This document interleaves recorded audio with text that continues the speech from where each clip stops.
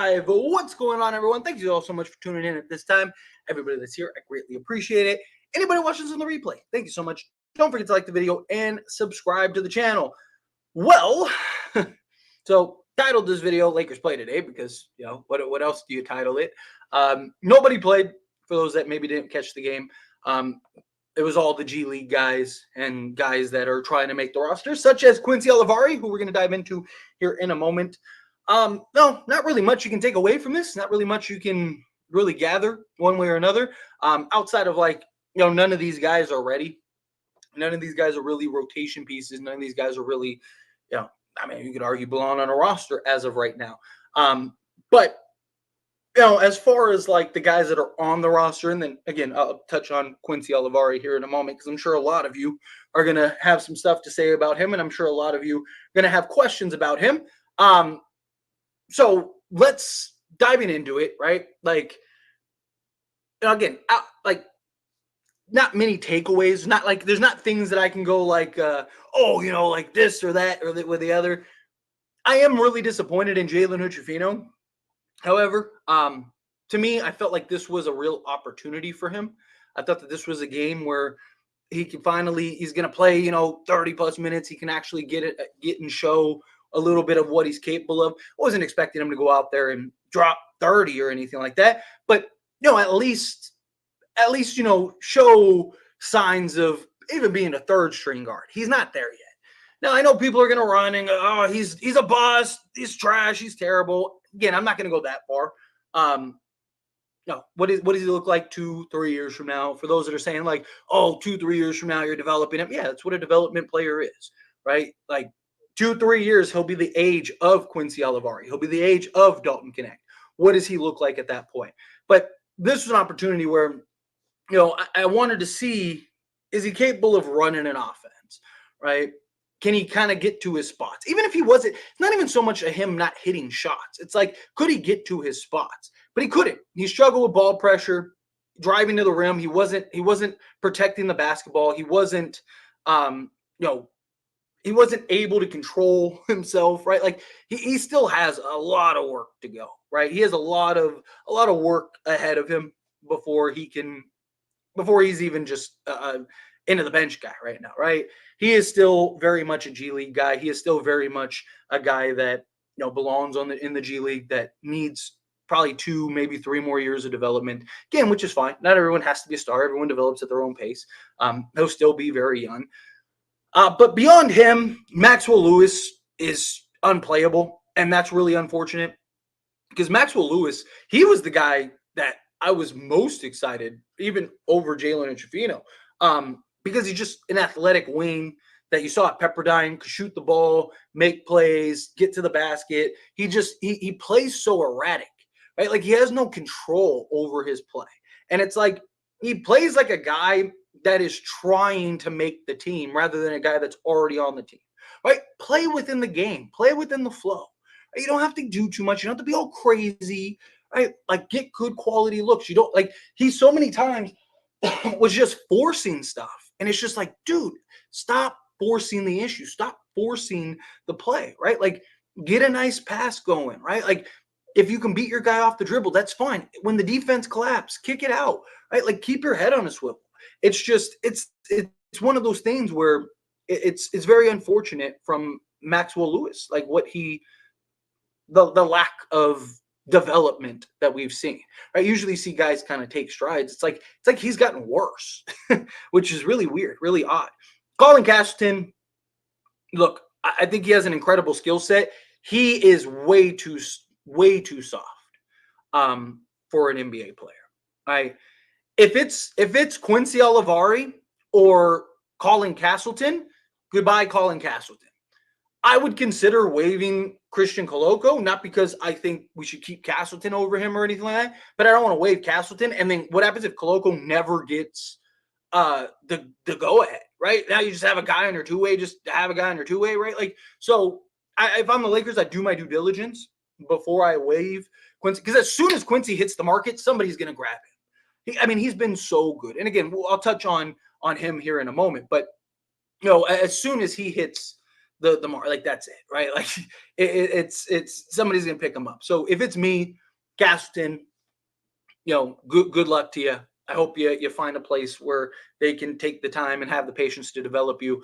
Not saying that the Lakers couldn't have been that team, but when you get a guy like Quincy Olivari, you gotta come on, you gotta go get that guy, right? Like you can't run the risk of losing him. He's just been too good in this preseason. Um, Bronny James, Bronny James actually had a very solid game.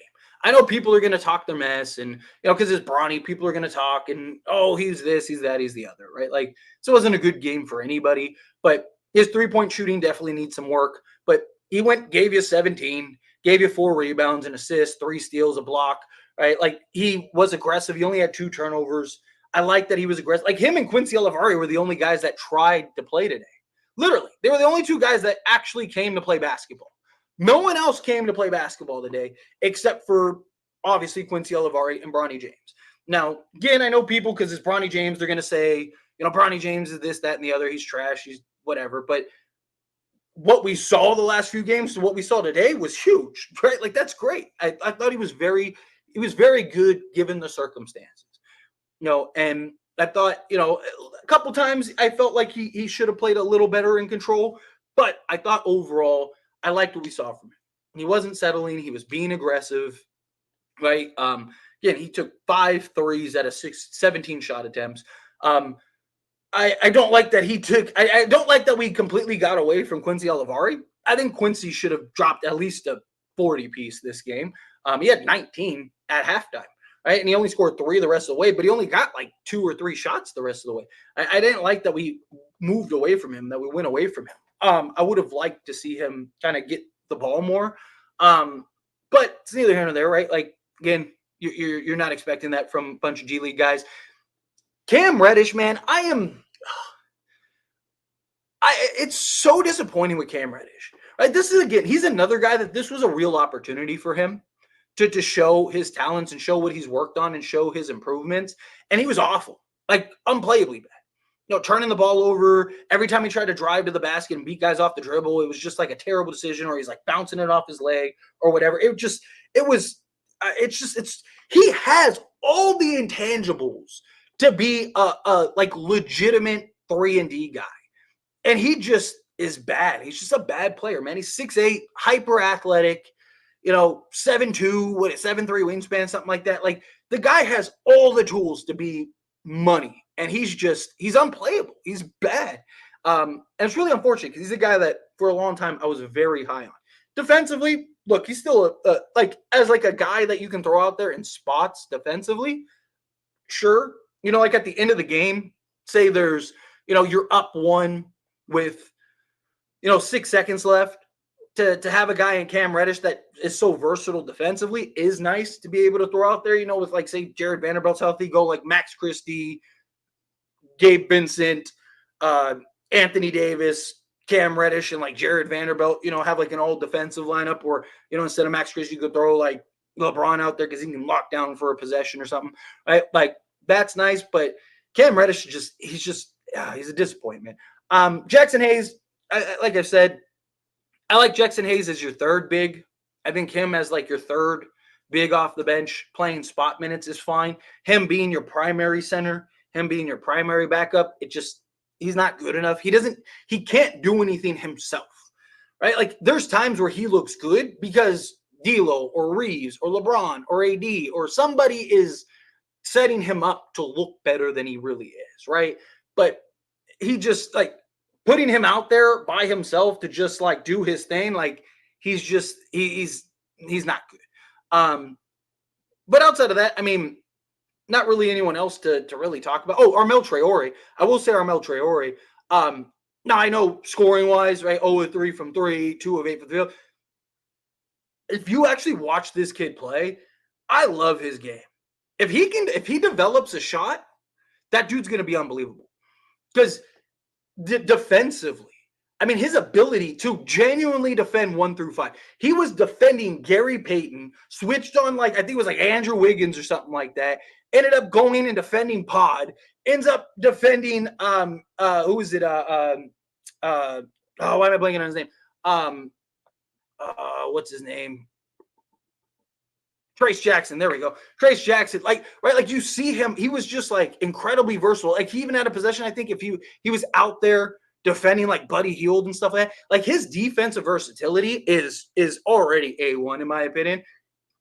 Again, he's a development guy. He went undrafted. Like that's we knew he was going to be a development guy. He showed like he has a good looking shot.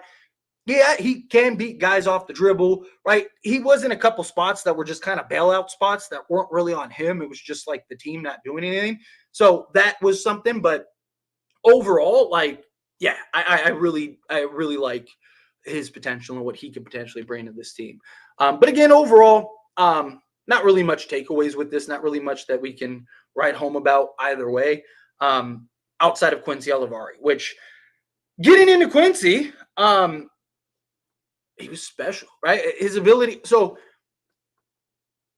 a couple things that I really like that we've seen from him. Obviously, can he do it consistently? Is the thing, right? Like a lot of people, even in like yesterday's stream, tried to like undermine Dalton Connect, which again I even said in the stream is fair to an extent, but people try to like overdo it, like Connect's trash because you didn't do it against the starters. Dropping 35 and going and accounting for all 22 of their final 22 points and scoring 20 of the 22. I don't care who it could be against the local Y, right? Like the fact that he did that is good, is really good.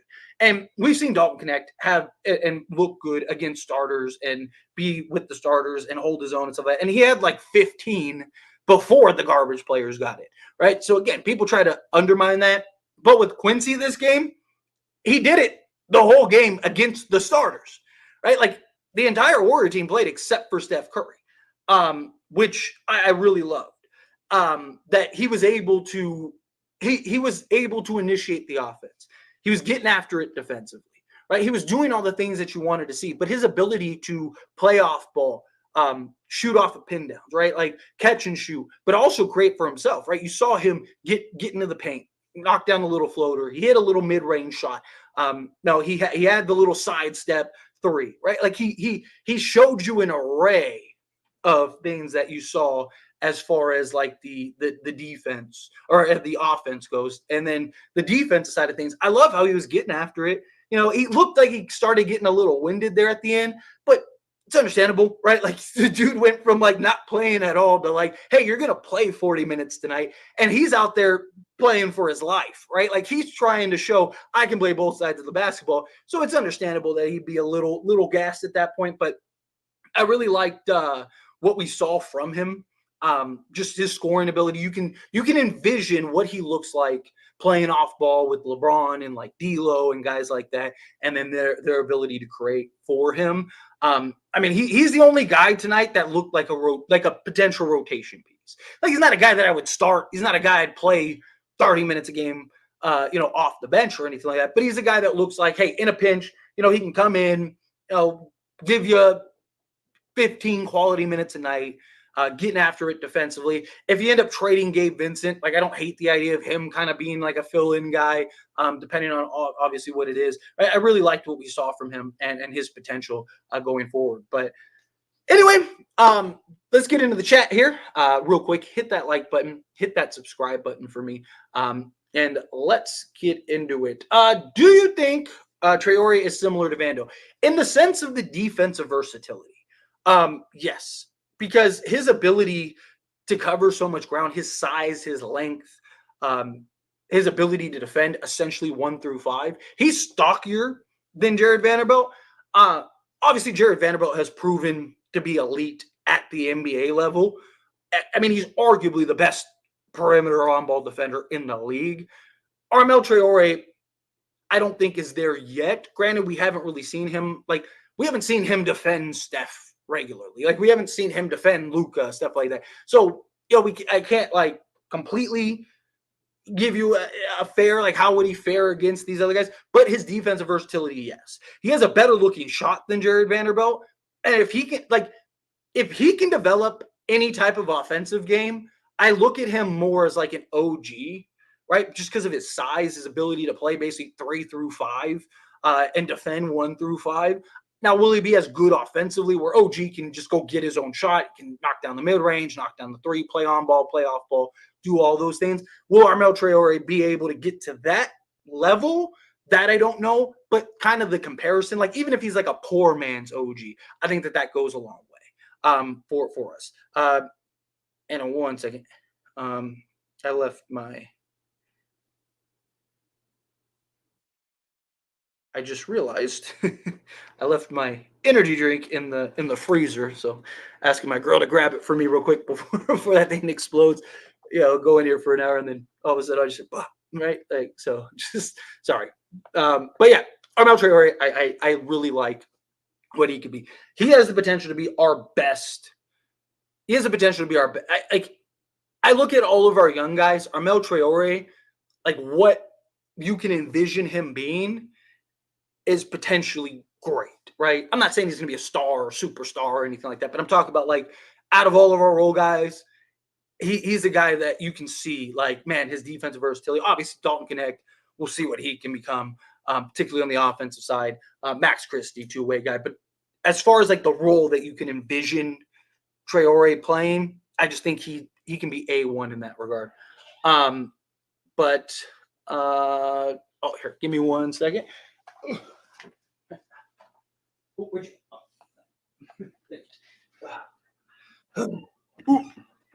Sorry about that. Needed to grab my drink before it explodes. Like I said, before it explodes in the in the freezer. Oh, once it hits your lips, it's great. All right, we back. But our third strings are bad. I mean, that wasn't even our third strings, right? Like our only third string guys were Jackson Hayes, right? He should be a third string, but I mean, a couple guys, right? Like Cam Reddish, Jackson Hayes, Bronny James is going to be in the G League all year. Jalen Shafino is going to be in the G League all year. So I mean, like it was mostly our G League guys today. It was like Colin Caston played 30 minutes, Traore, Maxwell Lewis, Jalen Shafino, Quincy Olivari is not even on the team, although he needs to be on the team. It's the worst basketball game I've ever seen in my life. You're not wrong. If I didn't no lie, if I didn't do this like for a living, right? Like I probably wouldn't even have watched it. I probably like as soon as I started seeing like that pull away, I probably would have been like, all right, like I'll watch a movie and then just watch it on my phone or keep an eye on my phone. But I was like, I gotta do it. I gotta do it for the community. I gotta do it for my peeps. So it's like, what was the movie? Was it Bird Box where the guy's holding his eyes open? Like that's how I felt. I'm just like, all right, come on. Like I just want to look away. I'm like, I can't.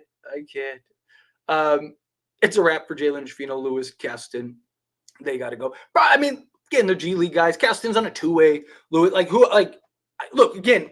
Wave Castleton to go get. Wave Castleton and go get. Quincy Olivari. Keep Olivari on the roster if you can. Jalen Shafino, regardless, probably getting traded in a thing. But again, like, what does he look like 2-3 years from now? He's still very young. Like a lot of us, we look at like Quincy Olivari and what he did, and we look at like Dalton Connect and what he did. Right? Like, what does Jalen Shafino look like 3 years from now when he's their age? Right? Like, you got to keep that in mind. Like, they're 2 or 3 years older than Jalen Shafino. Like, what does he look like 2-3 years from now? But right now, he's not an NBA player, that's for sure. Maxwell Lewis is, like I mentioned earlier, it looks like he like regressed, which is crazy. Gaston he's too little, or like he's not size wise, right? Like because he's like 6'11", 250 or whatever. He might as well be 5'11". He plays so light. Like there's no real aggression. There's no real nothing. It's incredibly frustrating. Triple J, Pod, and Whitmore being picked right after Jalen Shafino makes it worse. He's basically a 6'3" Jackson is. I mean, look, Cam Whitmore has not been good, right? Cam Whitmore looks worse. Like, if you actually watched him play in Summer League, or in preseason, I have. And even in Summer League. I was at the games where he was playing in Summer League, and he was not good at all. Cam Whitmore he has not been, like, he looks worse this year than he did last year. Triple J, again, talking about a guy that's 24, right? Like, what is he, 24, 25? Again, like, what does Jalen Shafino look like then? I understand as like a win now perspective. Like, yeah, I'd rather have Jaime Jaquez, right? He'd be fantastic. But and then Pod, like, yeah, Pods look solid. Pods look good. But Pod's limited, right? Like, he's closer to a ceiling than he is a floor. I'm not going to judge a 21-year-old guy that he just turned 21, like a guy that just turned 21 and see what he does, 2 years from now. I'm not going to judge what he does right now, right? Like when he's supposed to be a development guy. I am disappointed in his game. I do not like what I saw from him. Tyler admitted, Jalen, a guy cannot be a bust when he hasn't played real meaningful minutes. Again, I made an entire video over on AIS, the Lakers show, talking about this very thing. Like, we were saying the same stuff, the exact same stuff. Literally, I'm old enough to remember about Scottie Pippen Jr. Same stuff. Scottie Pippen Jr. was looking like Jalen Hood-Schifino for us. And people were like, he's trash. Get rid of this guy. Why do we have him on a two-way? Why are we doing this? And then now look, now he's getting a roster spot, and people are like, Lakers are like, literally. I've been doing this long enough to where I know who commented, and I can show this guy said, get rid of him. He's a bum. And now we're going, oh, Lakers are trash. I can't believe they did that. Wow. How can you let go of Scottie Pippen Jr.? Why? Because Memphis had nothing to lose. Right? Like they let him play 30 minutes a game, and he had games where he was awful, and he had games where he was really good. If you did the same thing with Jalen Hood-Schifino, you'd probably have that. You'd have games where he looks great, and then you'd have games where he looks unplayable, right? Like, again, what does he look like at 23, 24? We're judging 23, 24-year-olds now to Jalen Hood-Schifino, right? He has 2-3 years of development before he reaches those people. Again, he might be trash. But give him 2 or 3 years, and let's see if he's 22, 23, or 23, 24, right? Like, he's had 2, 3, 4 years of development, and he still is trash. Then yeah, he's a bust, right? But like, again, lots of guys take a couple. Like, everyone develops at their own pace. I'm not saying he's going to be a star. I'm not saying he's going to be a superstar. I'm not saying anything of that. I'm just saying, like, can we give guys like, this is the problem? Like, people want us, and it's not just you, Terrence, but people want us to develop guys, right? Like, why do we let these guys go? How come every time a player leaves the Lakers, they become good? Because the other teams are developing them. The other teams are taking the time, right? Rather than a guy looks bad after a year, and it's like, get rid of him, trash. No, it's called development. It's called putting him in the G League, working him with the team, giving him a couple years to marinate. Not everyone comes out and is Wemby or LeBron year one, right? Like, we can't have it both ways. We can't be like, we want every draft pick to be A1 out the gate. Nobody drafts that good. Lakers have been immaculate for the most part as far as their track record goes. I mean, look at the league. 90% of the league is like former Laker players. Right? I mean, even Julius Randle, when the Lakers let go of Julius Randle, people were like, good, he's trash, he's a bum, dude couldn't even play. And now look, people are like, Minnesota, wow, they just got better, right? Like, why can't the Lakers bring back Julius Randle? Again, you got to let guys develop. We can't just be so quick to be like, this guy's garbage, get rid of him. And it's been a year. Like, let guys develop. Can we please, like, give guys a little bit of time, right? Like, no, Tyler, would you trade Rui for Aaron Gordon? I like that. I would, but I don't see a scenario where Denver does that. Now, I know that the reports came out. I saw those reports that they don't want to give Aaron Gordon, what is it, $37.5 million, something like that a year. But Aaron Gordon he'll probably get like 27, something like that. I don't see him leaving the Nuggets. But if that's something that's on the table, yes, absolutely.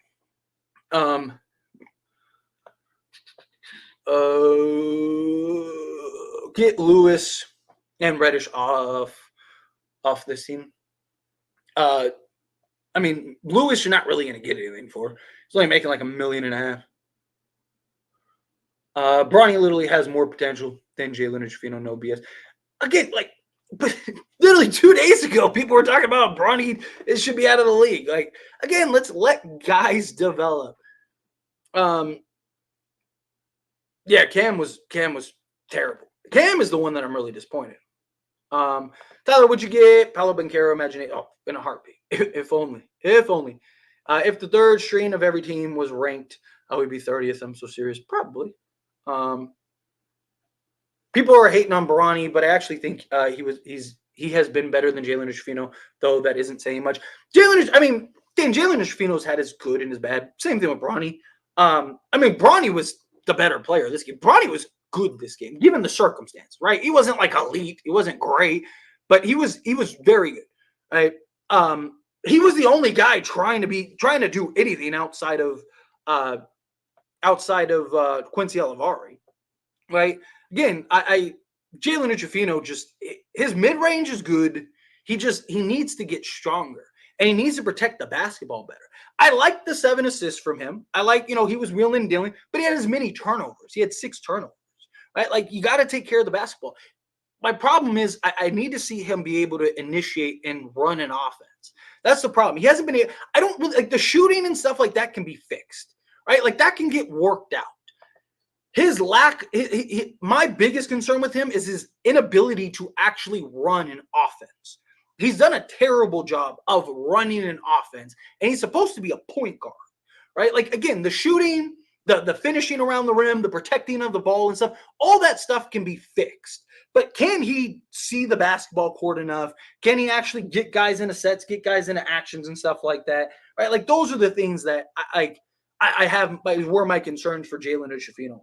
Right, he needs to take strides as far as like the intangibles go. Right, again, shooting and stuff like that, that'll come around. Right, like he doesn't have a bad looking shot. He's just got to knock it down. Quincy Olivari is better right now than Jalen Schifino, without a doubt. Let's see. Bronny was not the problem today. And we got spanked, but Reddish and Lewis were a major problem. Yeah, Bronny, like I said, Bronny was good today. I really liked what we saw from Bronny today, without a doubt. Please give Quincy a roster spot. I am with you. Like I said, wave Colin Castleton. Got to keep Traore. If you need a wave Colin Castleton, if that's what has to happen, wave him. Get rid of him. Good luck to you. I like Colin Castleton. I like his skill set. He's too soft for the league. He really is. And if it's Colin Castleton or losing Quincy Olivari, go get Quincy Olivari. Like, that's a no-brainer to me. If I'm the Lakers, I'm asking the league, like, hey, what's going on with Koloko? Right? Are you guys signing off on him or what? Because if not, then we got to waive him. We got to get rid of him, and we got to bring in this guy, Quincy Olivari. Right? Like, because the only reason I don't mind either way, like, even if you want to wait and be patient with Koloko and waive Castleton, but my thing is, like, I don't want to waive Castleton and then Koloko just never gets signed off and he's just sitting there wasting away, right? Like, so if I'm them, I'd be like, pick one, right? Yeah, Cam is just, it's so unfortunate, man. It's so unfortunate. Do you think we see more aggression from D'Lo in the regular season? Not him chucking threes, more his mid-range shooting. I like that from his game. Thing is, he's always going to be a high volume. I mean, even last year was a high volume three-point shooter. I definitely think he'll get more into a flow, more into a rhythm, be more aggressive. The problem is he's not good at beating guys off the dribble. Right? He's a great playmaker, and he's great as like a volume three-point shooter. Right? But as far as like him getting to the teeth of the defense and just like, elevate and shoot over top, like, he can do it, but like possession after possession after possession after possession, it's not really his game, right? Like, so to me, D'Angelo Russell, I need to see him. His problem has been his shooting. Like, he just hasn't been able to shoot great. And last year, that was the thing, right? Remember, to start the season, he was shooting like 31% from three, and then he just like hit that switch and then ended up having a historic season.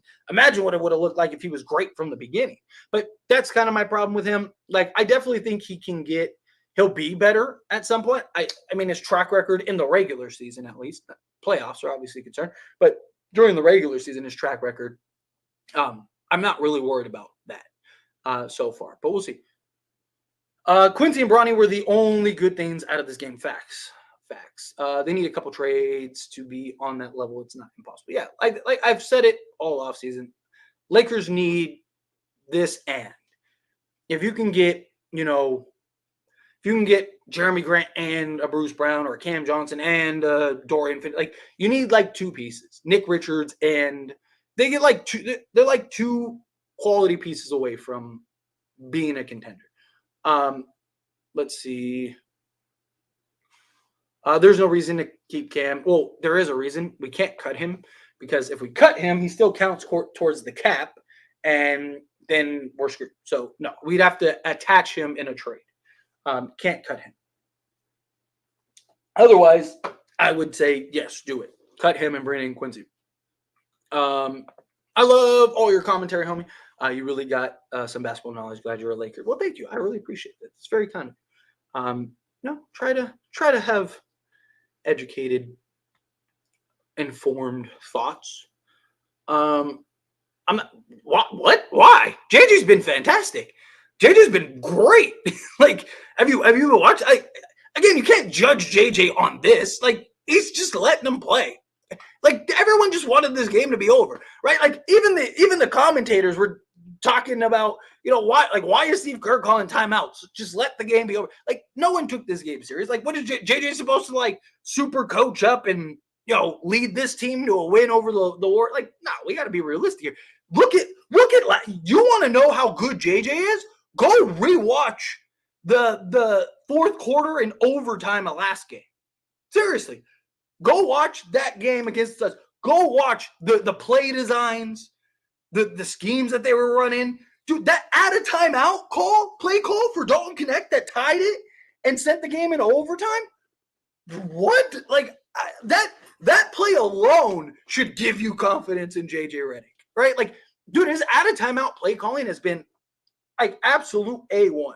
His sets and actions have been great. Like, I have no idea how you're getting upset with JJ. Like, JJ's been like a real like bright spot, right? He's been very good.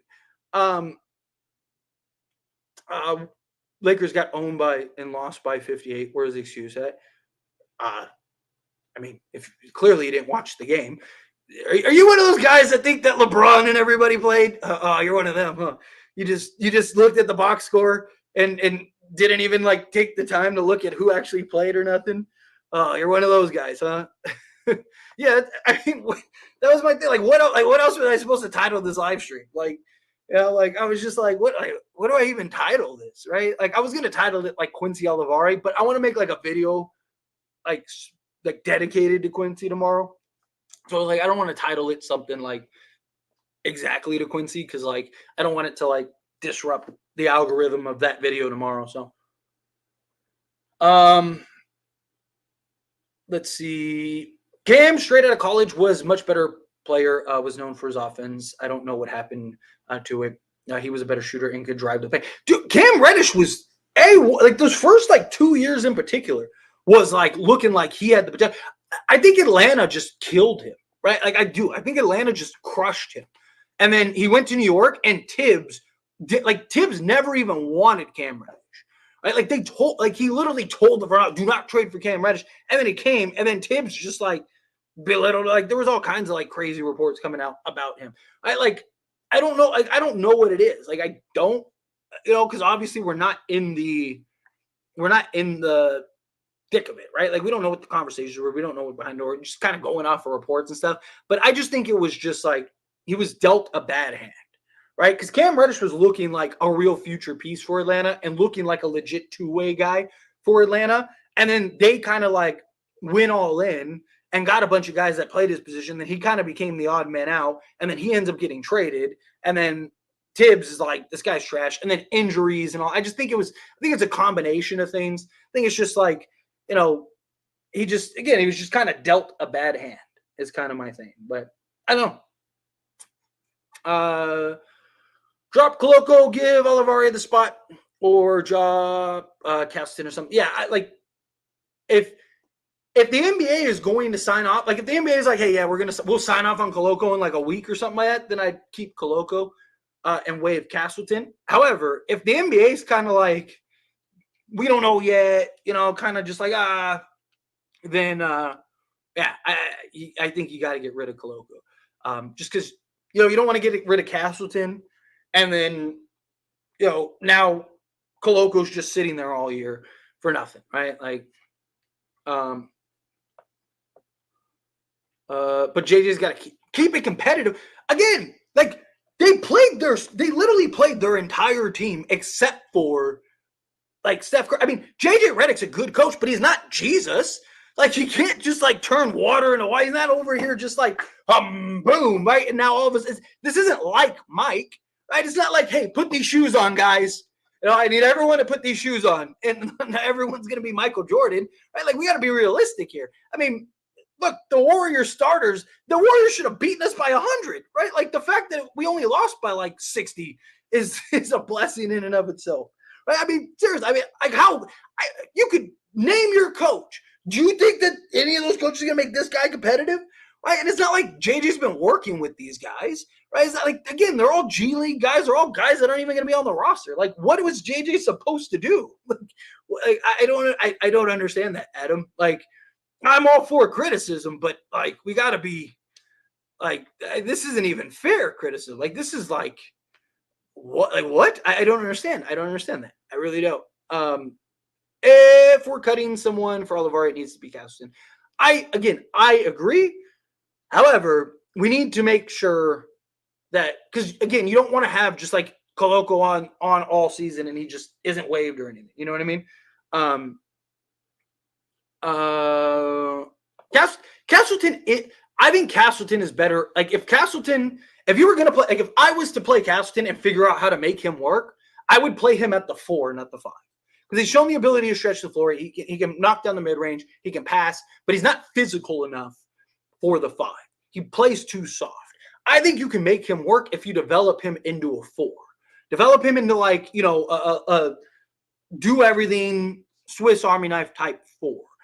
Like that, I think. Because he's also not bad as like a help defender either.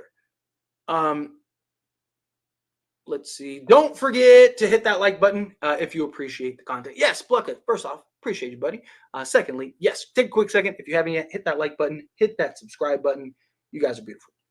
Cam Whitmore does not look work. Cam Whitmore, yes, he does. That dude he's not been good. Like year 1 to year 2, again, you want to see improvements. Cam Whitmore looks better this year than he did last year.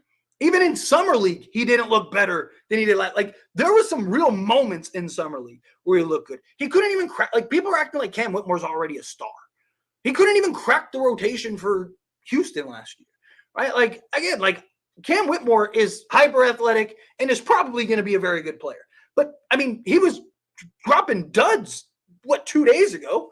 Did you watch the last game? I mean, you want to talk about how bad Jalen Hood-Schifino was. I mean, Cam Whitmore wasn't much better. Is it fair to say the Lakers will hide Jalen Hood-Schifino in the G League? Yeah, he'll spend another year in the G League. I mean, look, last year in the G League, Jalen Hood-Schifino was really good in the G League. He averaged like 22, 5, and 6 or something like that in the G League. And he also, which is crazy, because he shot 43% from 3 in the G League. I'm not saying or expecting him to shoot 43% in the NBA, but like, can you at least be respectable? Right? Like if he was shooting like 34%, I'd be like, okay, like, yeah, it's like, it's not great, but like there's promise there. But like, he's like, he can't shoot to save his life. It's crazy. I get what you're saying, but Jalen Hood-Schifino's not good. Yeah, right now he's not. Yeah, without a doubt. But again, like, I'm not going to judge him on, like, no one's expecting him to play right now, right? Like, even if let's say he was good right now, right? Let's say Jalen Hood-Schifino, let's say he averaged 8, 5, and 5 on like 40% from 3 and, let's say whatever, 50% from 2, right? And it's just like, man, he looks great. Where does he play? He's not playing over D'Lo. He's not playing over Gabe Vincent. He's not playing over Austin Reeves. He's not playing over Max Christie, right? He's not playing over Dalton Connect. He's not playing over Rui Hachimura, right? Like, even if Jalen Hood-Schifino was great, like, let's say he was just balling out in preseason, he's still not getting playing time. Like, he's just not, right? Like, so again, like, I don't mind that he has to be developed another couple years because we're probably not going to need him for another 2 or 3 years. right? Like I want to see what does he look like 2 or 3 years from now. My thing is, again, like everyone wants us to develop players, but like when they take longer than a month to develop, everyone's like, get rid of them, they're trash. Right? Like we got to have patience here. Right? Like there's a reason, again, guys, Josh Hart and Larry Nance and Julius Randle and Brandon Ingram and all these guys, they all go to these places. Even Lonzo Ball, people were ready to ship out. Lonzo's trash. He's this, that, the other. And I get comments every day from people that are like, dude, we need to get Lonzo back. Have you seen his shooting? Right? Like his defense, his shooting changed, like everything. But it's because Chicago developed him. Like the Pelicans developed him.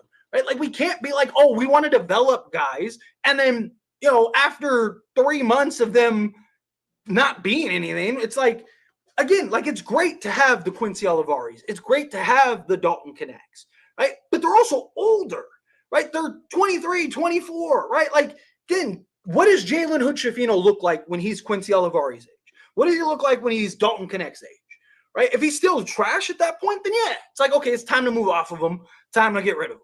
But like right now, right? Again, like you need to have guys that you're developing, right? You need to have the Armel Traores and the Jalen Hood-Schifinos and the Bronny James, but you also need to have the Dalton Connects and the Quincy Olivaris, right? The Austin Reeves, the Alex Carusos, right? Like you need a combination of both, right? But there's nothing wrong with having guys that you can develop for a couple years, right? Like again, like I get we're an impatient fan base, but like again, we can't. If you're going to be impatient, that's fine.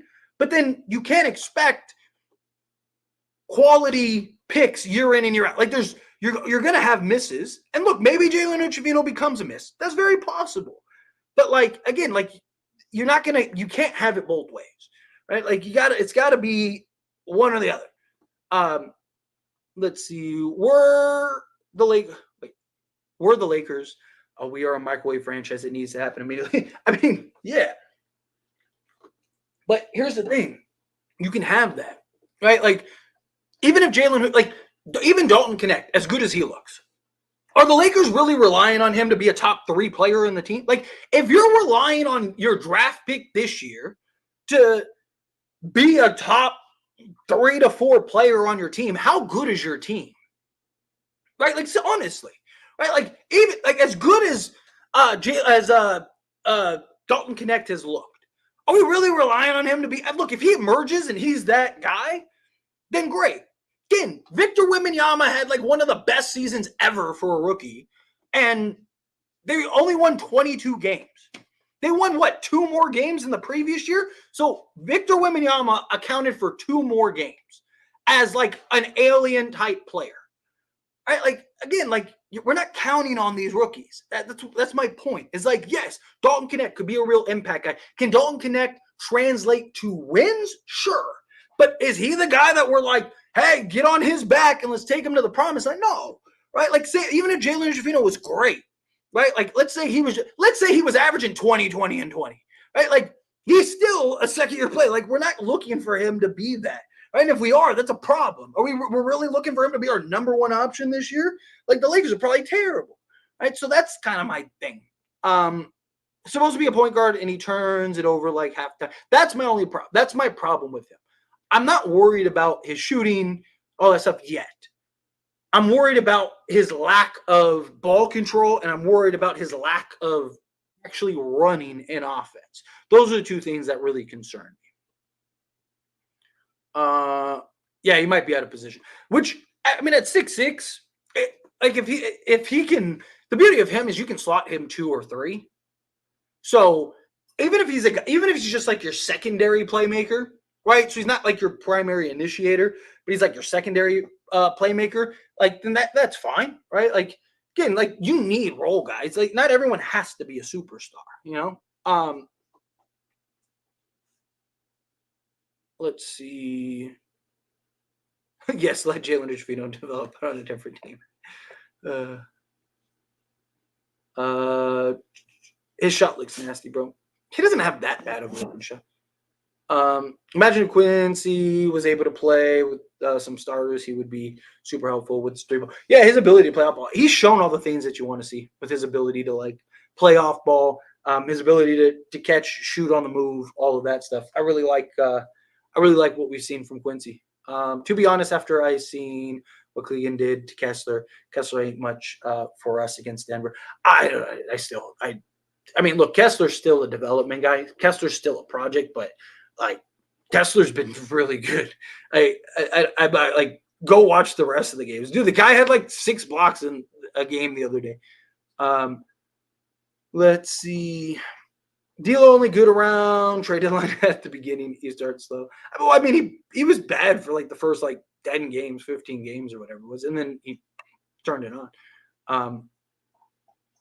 If it was Ham, we lost by 90 EFA.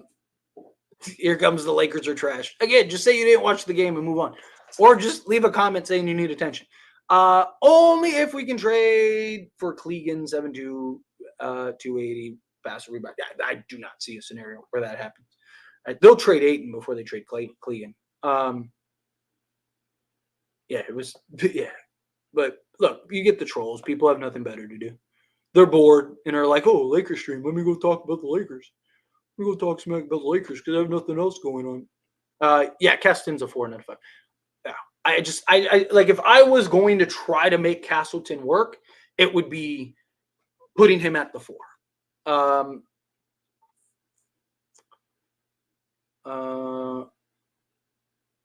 didn't even watch the Rockets games. I don't know. He wasn't that much better. He laid a goose egg. Like he didn't score a single point. What was the last game? When was the last game? Was this game? Was it the last game or was it the previous game? I don't know if it was the last game or the previous game. He was like god awful. Yeah, Cam Whitmore was 0-3. He had three fouls. He had more fouls than field goal attempts. Yeah, it wasn't great. Again, rough loss today, but my guy Olive had another really good game and was at least fun. Yeah, he was definitely a upside. And again, Bronny too. Like as much people like to talk mess about Bronny actually came to play today, which I really love. Trade for Levine, I'm all for it. Oh, also Bronny. Okay, you did say Bronny. Also, Bronny had probably his best game as a Laker, which was all great to see. Agreed. Facts. Do you think the Lakers can get Jamarian Sharp since Dallas waived him? I mean, could they? Yeah, you sign him to a two-way deal, right? You could waive Koloko and Castleton, bring in Quincy and Jamarian. I mean, Jamarian's looked good, right? For like what you're looking for him to do, right? Like which is shot blocking and then helping a little bit with the rebounding. He's a project, right? Like if you're looking for him to come in and have an impact right now, no. He's in a like for all the people that are like Jalen Trevino's trash, right? Get rid of him. Those people don't want Jamarian Sharp. If you're willing to be patient with him, then yes, I think it's worth bringing him on. If you're willing to give him like 2-3 years to develop, right? But the problem is he's like 23, 24, which is the concern, but he's still a good ways away. He's just so big and long that as a shot blocker, he's great. And that's kind of what people are like enamored with him is like, oh man, imagine him alongside Anthony Davis, right? Like, so as like a shot blocker, sure, but like we need more than just a guy that can block shots, right? So Sharp is not a guy that, like even in college, right? He played 3-4 years in college, and he was not great in college, right? Like Sharp is a guy that again is a development guy. He's a guy that's just he's 7'5", so people look at him and go, "Oh my goodness, you got to go get him." Right? Ask people about Taco Falls, and like again, could he be something? Sure, but he's a guy you're going to have to be very patient with, very patient with. Bronny has a lot of upside. Look, I've talked highly of Bronny all season long. People forget Bronny was a top 20 talent before the cardiac arrest. He was a top 20 talent. Right? Like, I'm not saying he's going to be a star. I'm not saying he's going to be a superstar. I'm not saying anything like that. I'm just saying, like, can we give people time? Can we give people opportunities to grow and develop? Let's see. We got to find a way to keep Quincy for the long run. He looks like he's got a lot of potential. Also, Bronny had a solid game. Good for him. The hate for the 55th pick is insane. Look, I've said this a million times.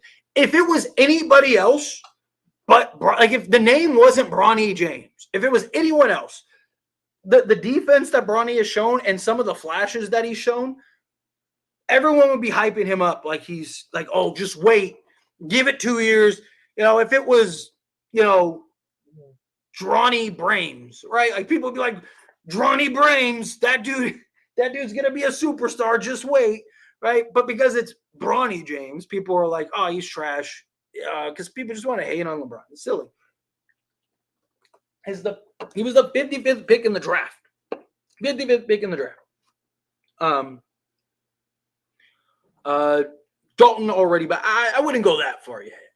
Look, I've been very critical of Reeves lately, but Reeves is still proven in a lot of areas. Reeves' defense has been very good. His playmaking and rebounding has improved, and he's been a lot more aggressive. It's a shooting, right? If he can just remember how to shoot, Reeves is going to be tough.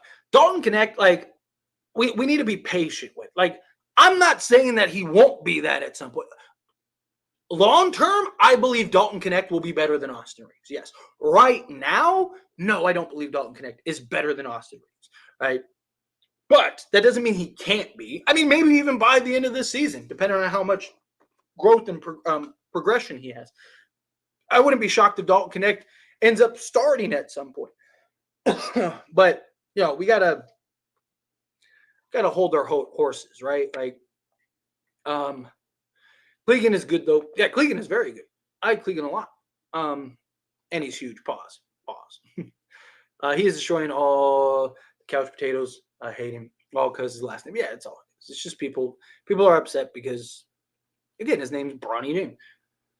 D'Lo, Rui, Reeves, Gabe, and Vando should all be moved as well as Jalen. Yeah, I mean, if the right pieces are there, absolutely. Look, I'm still team Zach LaVine. Go get Zach. Oh, yeah, you said Zach LaVine. Craig, Kessler, Sexton, and Kessler. Problem is we wouldn't be able to get all of those guys. We get like LaVine, Craig, and Kessler. I've debated. I've been thinking about like maybe making the video. I was like doing the math, trying to figure out like, okay, like so we need a center, we need a 3-and-D wing, and we need an athletic guard, preferably a lock third guy, and we need to be able to fill out the rest of the roster. Right. So I was thinking, so like we could, while still keeping Austin Reeves, still keeping Max Christie, and still keeping Dalton Connect, we could get Zach LaVine, we could get Dorian Finney-Smith, and we could get Walker Kessler. I did it with Nick Richards. It's harder. It's like almost not possible. I mean, it is, but it's almost not possible with Nick Richards. So it would have to be Kessler, right? So essentially, you'd be trading, top of my head, like I said, I have it all written down. Essentially, be trading D'Lo, Rui, Reeves, D'Lo, Rui, Gabe, Jared Vanderbilt, Jalen Hood-Schifino, Christian Wood, Cam Reddish, and who's the other one? Damn it. It's Jackson Hayes. It was our 3 vet minimum guys. So you trade those 8 guys, and you could get back Dorian Finney-Smith, Zach LaVine, and Walker Kessler, right? You'd have to fill 4 roster spots, but giving up all the pieces that I just mentioned, you would have around $7 million. So Quincy Olivari would be 1.2. What did I say? Quincy Olivari, Christian Coloco be 1.2 or 2.1, I think it is. Basically, just bringing in like your 2-way guys outside of Traore. It's like Quincy Olivari. I said Colin Castleton, Armel Traore, or Christian Coloco, and who was the other one? It was Jordan Goodwin was who it was. It was those 4, just to kind of fill in the gaps. But essentially, your team, your rotation would be. Your starting 5 would be Austin Reeves, Zach LaVine, Dorian Finney-Smith, LeBron James, Anthony Davis. Then you'd have Max Christie, Dalton Connect, Walker Kessler, and who was the other one? And no, I think that was it. It was them off the bench, and then you'd have like Jordan Goodwin, Quincy Olivari. So you basically have an 8-man rotation, like a solid, like really good 8-man rotation. And you're hoping that like one of the like Quincy Olivari or Jordan Goodwin or something could be like your other guy. So technically, you could do that. Technically, you could pull off that type of trade. I saw you said Sharp. Dorian Finney-Smith was Sharp. Yeah, that's another thing. So basically, it would have to be it has to be a contract under $5 million. Problem with Nick Richards is he's exactly $5 million. Walker Kessler is under 3, right? So basically, you'd still have like I think it was like 500,000. Again, I'm trying to do this off the top of my head rather than like because like I said I have it written down. But you'd have like you'd be 500,000 under the second apron. But basically, you'd have you'd have your 9-man rotation, and you'd be fine, and you'd be a legit contender at that point. Honestly, Cam Whitmore's IQ isn't all good. Lengthy injury history. And on top of all of that, attitude issues, lots of athleticism. That's why people are so high on him, is because he's like an insane athlete, right? He's just like an insane athlete that can score, that has the potential to score. He's had games, he's had moments, but he is like people act like Cam Whitmore's just been a star. He's not been good. He's had moments, he's had stretches, but he's not been good. Like the myth of Cam Whitmore has been greater than his actual on-court production. And a lot of that is just because people are talking about Jalen Trevino, right? So people are like, oh, look, we could have had Cam Whitmore. I'm telling you, if we had Cam Whitmore, everybody would be saying the same stuff about Jalen Trevino that they're saying about Cam Whitmore that they're saying about Jalen Trevino. Like, Cam Whitmore, I watch a lot of basketball, right? Like, it's what I do, right? Like, and he's not been great. Lakers lost. Time to overreact. Of course. Kazu, how you doing? Appreciate you. They're all bums. Sell the team to Winnipeg. This team is lost because LeChoke on the 0-82. Anyways, how was your day? First off, appreciate you so much. As always, thank you for the super chat. I really do appreciate that. Secondly, of course, right? Like that's how it goes. You already see the comments in the chat of people that are like, like, oh, like, this team is trash, team is terrible. How do you lose by 50? Right. Rather than like noticing like, hey, it's the G League team, it's the G League squad, right? Like take a breath. It'll be okay. Right. Like, so, I mean, it comes with the territory. It does. It drives me crazy sometimes. It's just like, can we put things in perspective? But I mean, look, I get it. We all want the Lakers to win. We all want it to be good. Even when the G League guys are playing, we want to beat the starting Warriors so we can go, oh, look, we're better than everybody. But it was unrealistic. Like, this is what was expected. Like, this should have been what it was. But, that's, you win some, you lose some. But anyway, I appreciate you. Again, thank you so much. I really do appreciate the super chat. Thank you. Where was... Let's see. Are Laker fans higher on high days or lower on low days? I mean, it's mixed. Like, look, I say it all the time. We got to ride we can't get too high, can't get too low. Ride the highs with the highs, the lows with the lows, right? It's a lot of like overreactions and stuff. I mean, it's not just like Laker fans, like all team fans. Like, like it's easy to say Laker fans because it's a Laker channel. But you go look at like other teams and like you go look at other forums and stuff. Like they all do the same thing. They're all over. It's not just Laker fans. People just like to pretend like it's just like. I'm not saying that's what you're doing, but I'm just saying in general. Like it's easy to say because everybody that's here is a Laker fan, or they're secretly a Laker fan just trolling the Lakers because that's what they want to do, right? Like so. But yeah, I mean, I talk about all the time. Pendulum swing is what I call it, right? If you're somebody that's been here on the channel long enough. Or even as recent as last season, right? Like, talk about all the time, the pendulum swing, right? Like, oh my God, Lakers are the best team in the league. They're going to win the championship. Yeah, everyone sucks but us. And then it's like, oh, Lakers are the worst team in the league. Oh, they're trash. Trade everybody. LeBron's washed. Like, it's just like, there's never that, like, middle ground where it's just like, hey, you know what? This was a bad game, but don't worry. Let's not overreact. Let's bounce back and see how it looks next one. It's like, Lakers lost. They suck, right? Like, it comes with the territory, right? Where was I? Let's see. Sorry, trying to find something to me real quick. Bear with me a second. Um, I have more patience than most Laker fans. I watched Anthony Bueller, George Lynch, and Eddie Jones develop. That era of Laker fans is gone. Yeah, yeah. I mean, look, it's again, and I look, I get it. We as Laker fans have been blessed and have the expectation of like, every year we're supposed to win a championship, and we've had that. Like very like we've developed guys over the years, but we're not a team that's really known for development, right? We usually just get them just good enough till we can trade them, right? And then you go and get the guys, right? And people always go like, yeah, but Magic and Kobe, like those guys were one of ones. Like those guys were going to be great no matter. They didn't need development, right? Like they were great out the gate. Like the only reason Kobe was great because he didn't play his first 2-3 years, right? Like, and that's something else, right? Like I'm old enough to remember when people thought Kobe like we should have gotten rid of Kobe. He can't even crack the rotation. He's trash. He's this, that, and the other. And now look, right? Like again, you never know. And that was the first 3 years, right? Like again, I'm not saying Jalen Trevino is going to be Kobe. Like let me make that clear because I don't want people to make that connection. But my point is like you don't know what somebody's going to be year 2, 3, 4, right? Like no, it's just we all want people to be right now. Again, I'm old enough to remember like some of these guys we drafted that people were like, oh, he's trash.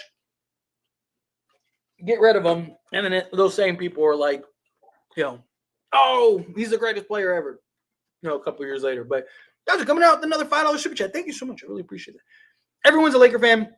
If they say they're not, they're just in denial. It's okay to be patient. They'll come around. Exactly. Like that's my point. Look, I get so many trolls. It's ridiculous, and it's just so funny because like they claim that they're not Laker fans, but they literally spend all day long, literally all day long, just commenting on all my videos and just talking a bunch of mess. Like, and it's like, so either you're like a huge fan of mine, or you're a huge Laker fan, and you just want to seem like you're edgy and cool. It's like, like it's okay. You can just say like I'm a Laker fan, But yeah, I mean, look, patience. I'm a very patient man. I'm a very patient person. In general, I try to like keep things in perspective. Even when I'm, as I also feel like as a content creator, as somebody that is, speaking to a fair amount of people, right? I'm not like this huge content creator, but I mean, I have a fair amount of people, right? Like, so to me, I feel a responsibility to stay as level. Obviously, there's times where I have let my emotions get, because I am a fan, right? Like I said all the time, I'm not an insider. I'm just a guy. I'm no different than anybody else. I just am blessed enough to have an audience that like, in a community that wants to communicate and talk. And like, again, I'm very blessed to be in this position. But at the end of the day, I'm a Laker fan. So does my Laker bias seep through at times? Sure. I'm sure. I'd be lying if I said it doesn't. I try to be as level-headed. I try to be as fair as possible. But are there times where I'm probably not as fair as I should be? Sure. Right? Do I, do things that, as far as like defending guys? Like, sure. But, also I've been in the basketball world long enough, even before the YouTube thing. I've been in this space long enough to where, if you watch enough basketball, you'll never predict what's going to happen. Right? Like, Dan, there's so many guys. Jokic was drafted during a Taco Bell commercial, right? Like, like there's things like you never like people think that they know. You never know. Right? We've seen crazy things in all sports. Right? Teams up 40, you think it's over, pack it in, and all of a sudden they lose by 10. And you're like, how did that happen? Right? Like, you never know, right? But again, I appreciate you. Let's see. Kessler, Dorian Finney-Smith, and Levine sell the farm. Yeah, essentially that's what you'd be doing. Essentially, I was just like kind of playing around with stuff. I was waiting for a video to render, and I was just kind of like, I just like had the thought in my head, and I was like, can I like make that? Because I was like, okay, I really want Zach LaVine. I'm a big Zach LaVine guy, right? Top of Zach LaVine, we need a center. Luckily, Nick Richards and Walker Kessler are cheap enough centers to where it won't mess up anything else you got to do. And if you trade for Zach LaVine, you'll have all your picks. So I was like, you're not going to be able to get like a $5 million wing. That's going to be that. So I was like going through and I was like, who's on like a reasonable contract that we could trade for and still trade for Zach LaVine? And I was like, oh, Dorian Finney-Smith is only making like 14.5 million. Let's call it 15 million. So I was like, Dorian Finney-Smith, say 15 million. Zach LaVine's say 45 million, and then Walker Kessler gives you another 3 million. So I was like, if you can ship out essentially 68 to 70 million, I was like, you could fill out a roster and get all three guys. And like I was fidgeting with the numbers, and I was like, oh yeah, okay. I was like, you can do that. So, which I thought was very fascinating. Trade Vando, Gabe, and D'Lo for Zach. Pick up Quincy and snatch Jaden McDaniels. He just got waived by the Spurs. Or Jalen McDaniels. Yeah, I mean, like, yeah, if we were able to clear a bunch of rough spots. Problem is D'Lo even enough? So it's what, 18.5 million plus 11 plus 10. So that'd be 20. You wouldn't be able to do that. Because it's only, 39 million? Lakers can't take back more salary. You have to trade D'Lo and Rui. I get comments all the time from people that are like, oh, trade this guy or trade this guy, like keep D'Lo or keep Rui. Problem is you'd have to do like a 5-for-1 swap, 4-for-1 swap. And Lakers still have to maintain at least 14 roster spots. So Lakers, one, can't take back extra money. And two, they have to at least maintain 14 roster spots. You can drop to below that for 2 weeks. But if you don't have the money, then it's irrelevant. Right? So you have to have the money. So Lakers have to not only do that, but they have to send out even more. Mokeva. I hope I said that right. Mokeva. I hope I said that correctly. But first super chat. Thank you so much. I really appreciate that. Thank you so much for the dollar super chat. I just see it says number 1. I don't know if you were just doing that for support or if you had a specific comment you wanted me to respond to or anything. I'll kind of keep an eye out on the chat if you had something specific you wanted to ask me that I can answer. But if it was just for support, thank you. Seriously, I really do appreciate that. That was very kind of you. I do. I really, really, really do. Like I said, if you have something specific, I'll keep an eye on the chat. But in the meantime, again, thank you. And let's power through this. Let's see. An injuries LaVine is faster than Reeves and D'Lo combined. You're not wrong. D'Lo and Reeves are two of the slowest guys in the league. Last night, even yep.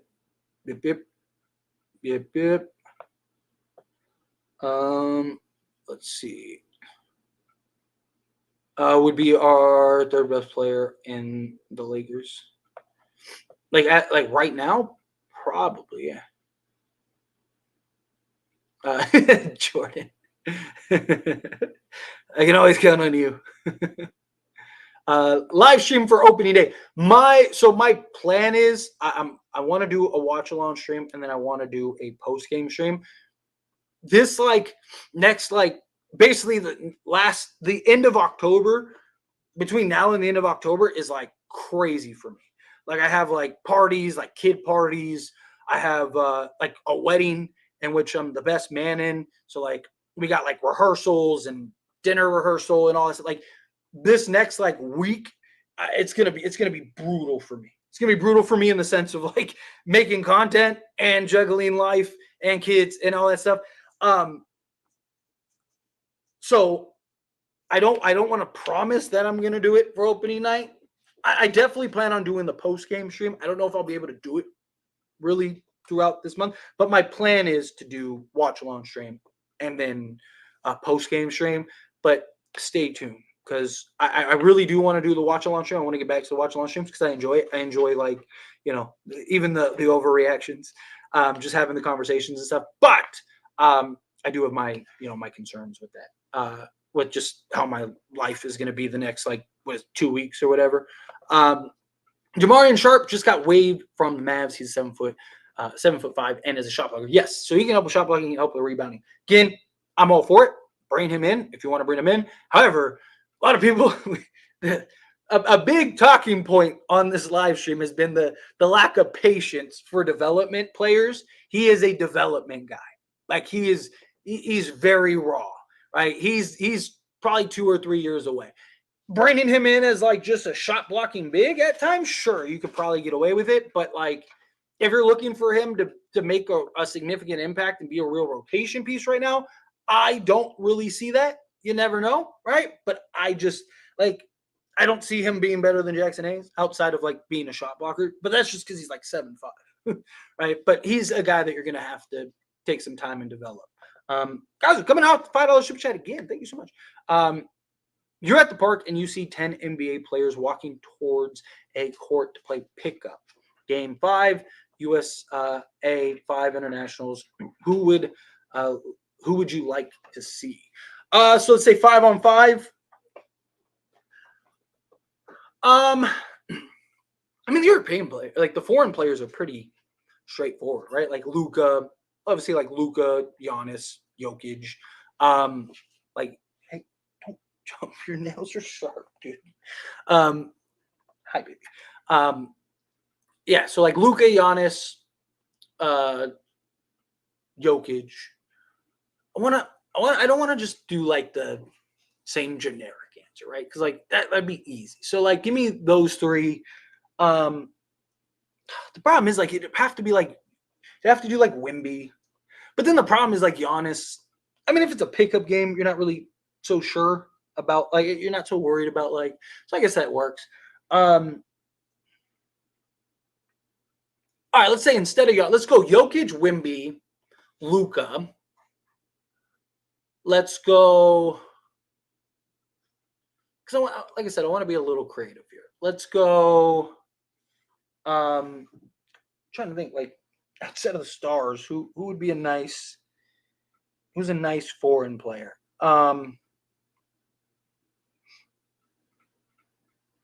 Let's go SGA and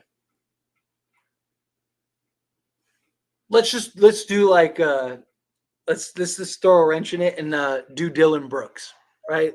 Like give me Dylan Brooks just to be a pest, right? Like because you got so much talent already with like SGA, Luka, although like just give me Dylan Brooks as like a pest, right? Just to like irritate. Because on the other side, I want like give me like LeBron, Anthony Edwards, give me Anthony Davis, give me again. I want to be a little creative here. Let's do like a random role guy. Steph, you gotta give me Steph. I want to see that, and then give me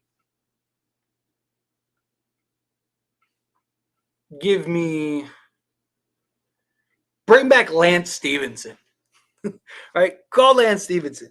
Get Lance Stevenson out there so he can be a pest and blow in other people's ears while you're out there. Just basically give me a 4-on-4 run. I love that. There you go. Right. Like I said, I wanted to be a little creative here rather than like just the generic, like give me the 5 stars and the 5 stars. But great question. Great question. That's definitely something like if I like thought about it, I could probably give a better answer. But I do. I did like that. I appreciate that. What's going on, Daniel? Appreciate you. If you Rob traded the pick last year. All right, let's power through a couple more questions here. Oh shoot, and then I'm gonna skate on out of here because, like I said, I got a lot of videos, a lot of catching up. I got a lot of work ahead of me. All right, I don't know if the Nets will trade with it. I think they will. I know because Joe Tsai, right, is not really he has, but that was more of like the Kyrie situation. I don't think he really cares. Period. It's just will they trade fair with us? Is probably the better question. Do you think Rob makes a trade to keep Olivari? I see Nick Richards trade. Well, they don't have to make a trade yet. They could just waive Castleton or Koloko and bring him in. So you don't have to make a trade yet. However, I really like Nick Richards. Problem is we don't even know for sure if Nick Richards is available. However, I could see Charlotte giving up Nick Richards, especially if Mark Williams is healthy. If we get anyone useful, it'll definitely be better for us, CFX. That's where we're at now. Let's see. Rui at the 4. I mean, look, Rui is best at the 4. He's a natural 4. But the problem is like, as long as LeBron's on the team, Rui's going to have to be – he's going to have to play the 3 is the problem.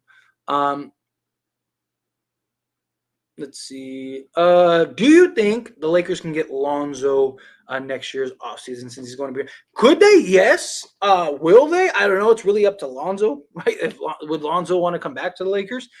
He would make if he can get back to even like a version of what he was, right? He doesn't even have to be like as great. Like he doesn't have to be like what he was peak Chicago, but if he can even be like half of what he was, then yes. I really do think that he could. really think that it's a possibility. SGA, Dylan, Rui. Oh, Rui. That's who I should have mentioned. Damn it. I knew that's what I was saying. Like if I really thought about it, I probably could have gotten a little better thing. Yeah, Rui's who I should have put in. You know what? I'm gonna go with your international five. Except for instead of Giannis, I want Wemby. I would love to see Wemby and Jokic play together. So I'll go with SGA, Dylan Brooks, Rui, Jokic, and Wemby. And then you said Kyrie, Harden, KD, Kawhi, Paul George, because that would never share the ball. It would be so you're trying to sabotage the US. I see how you are. I see you. No, hey, that would be it's just ISO ball the whole game, right? Like that'd be great. That would be fantastic. Who would you have at the 2 Connect or Christie? It really depends on who's right now, Christie, just because of his defense and his off-ball shooting. If Connect can show himself, not even being as good defensively as Christie, but at least serviceable enough, I would go with Connect. Like as of today, like right now, I would go with Christie, particularly because we have D'Lo. But if we were to get, say, like a Bruce Brown, let's say we were to trade for a Bruce Brown, then I would do Connect at the 2, right? Because I just think we need that defense right now at the 2 spot. So like Bruce Brown as a filler. Hey, don't do that, please. Thank you. I know I'm almost done. I'm gonna wrap this up. 1 second. I know. Oh, I'm at the end of the chat. Perfect. Okay, I'm gonna wrap this up. Here, you want to make a cameo? Here, you want to make an appearance? Come here. Just don't bite the chair, please. Thank you. Hi. Say hi. Look right over here. Look over here. Look over here. Look over here. Look over here. Okay. Hi, baby. All right. So I'm gonna get on out of here. I don't know if this dog has to go potty or if I think mommy just got home, huh? I think I heard the door. So, but anyway, we got 4 days, and then get down for 1 second. Be careful. Hey, no. Be careful. Be careful. We got 4. Okay, stay here. We got 4 days, and then we got the actual season. So, can we please? We haven't won an opening night since 2016. Can we finally get that done tonight? Or on was it Thursday? Right? Can we finally do that? That would be fantastic. Okay. So fingers crossed, or was it Tuesday? Fingers crossed. Hopefully that gets done. But anyway, I appreciate you guys. Everyone that gave me super chats, thank you so much. Seriously, I really do appreciate it. Everybody that was just here hanging out with me, again, appreciate you. You guys are awesome. Again, make sure to like the video on the way out. Subscribe to the channel on the way out if you're not subscribed. And I will see you all in the next one. Oh, baby, watch out. No. There we go.